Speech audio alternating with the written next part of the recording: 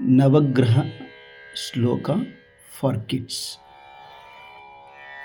Namah Suryaya Somaya Mangalaya Budhaya Cha Guru Shukra Shanibhyascha Rahave Ketave Namaha.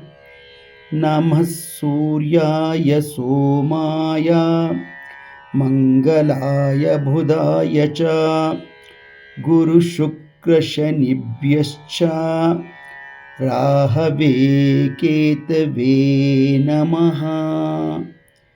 This shloka salutes the 9 planets Surya, Chandra, Mangala, Budha, Guru, Shukra, Shani, Rahu and Ketu, seeking their blessings for peace, intellect and promotion.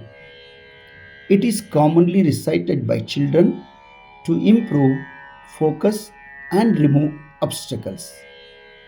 Namah Suryaya Somaya Mangalaya Budhaya Cha Guru Shukra Shanibhyascha Rahave Ketave Namaha.